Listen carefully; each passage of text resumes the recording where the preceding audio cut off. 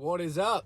So I was thinking real briefly about how many people get stuck making, 25, 35, $45,000 a year, and they're busting their ass, right? But they just don't understand that there's money in it, okay? They're not growing their company, but they're not making money either. So they're stuck in this vicious cycle, putting in low bids just to try to keep working, expecting that things are going to change. So I want to touch base on how you can grow a six-figure company really quick. It's not going to be as easy just said as it being done, but it's not that difficult if you put in the work that needs to be done. First off, understand where your numbers need to be. If you say, okay, I know I'm going to have at least one guy helping me. I know I'm going to have material cost. I know I'm going to have fuel. I know that at the very most, I'm going to be operating at a 50% net profit.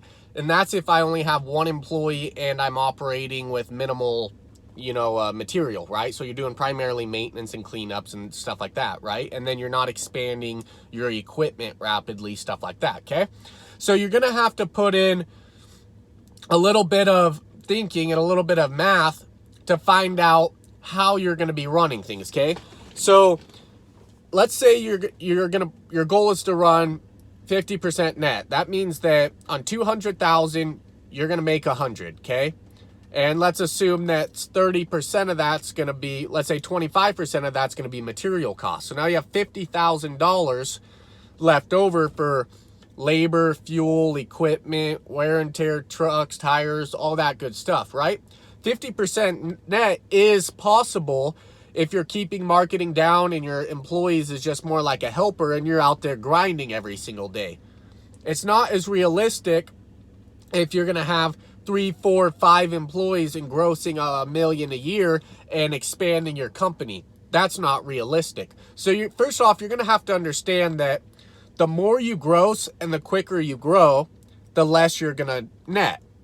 So have an idea on what's worth more. Do you want the $100,000 a year net so you can save money and save cash, or so you can take a vacation, or reinvest it back into your company? Or is it worth more for you to reinvest that money as you go back into the company and only net maybe 30 or 40 so you can grow your equipment, grow your marketing, hire employees quicker, maybe hire more experienced guys a little bit before you need them so they're there when you do.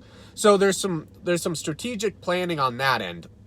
But if you say, hey, look, my main goal is just to make six figures for a couple years and save some cash, right? Or maybe, so first off, you're going to have to know how many months or how many days are you working a year.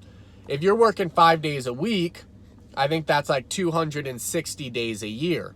You're going to have to find out at $100,000 a year what you have to make every 200, or what you have to make a day at 5 days a week.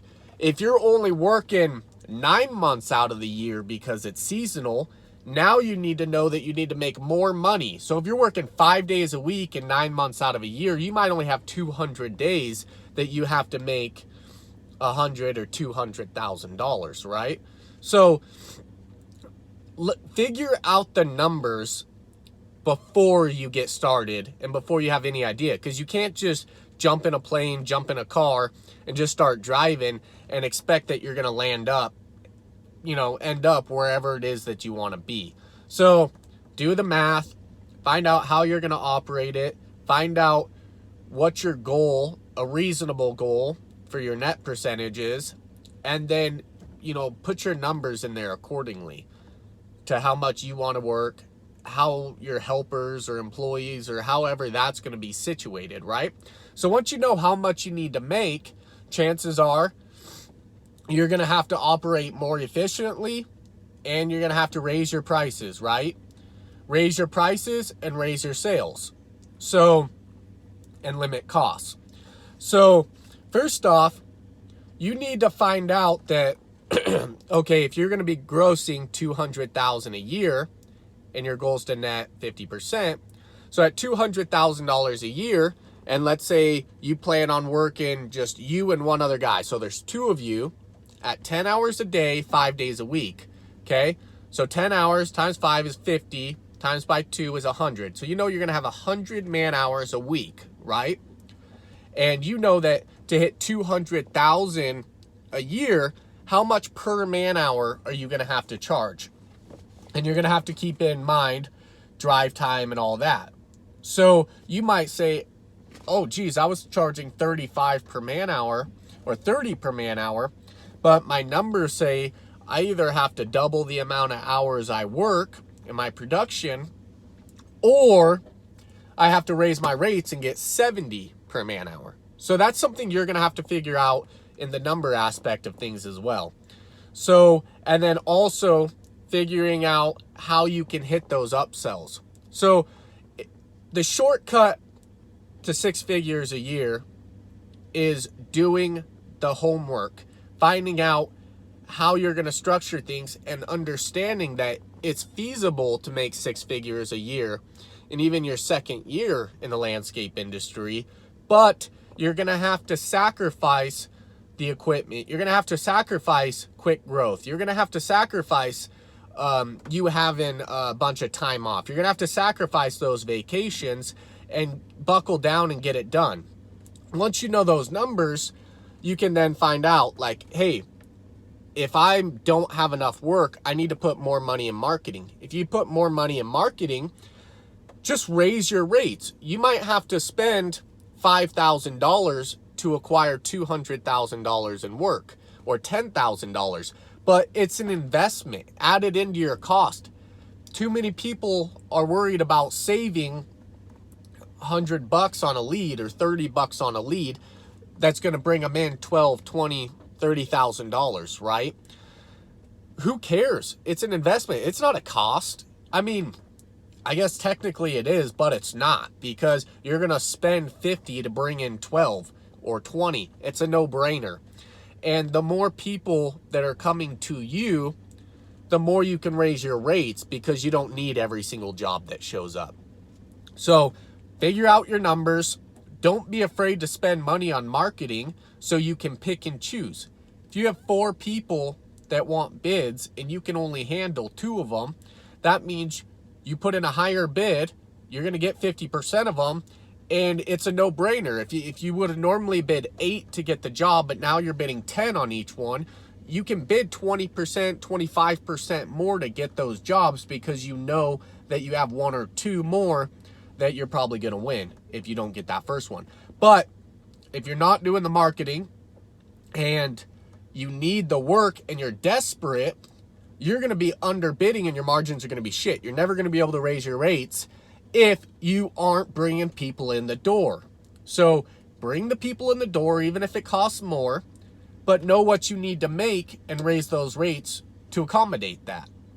And then secondly, third, I guess it would be, to operate at that percentage of whatever it is, 30, 40, 50% net that you want to operate at, you're going to have to do some homework. You're going to have to, finding material for the cheapest rate, saving costs at the dump. There's going to need to be some good planning involved in order for you to do that. So cut costs where you can. You're going to have to limit your growing and investing in equipment. You're going to have to put in the hours, know your numbers, and bring in a large volume of clients that are seeking quotes, so that way you can put out a bigger bid.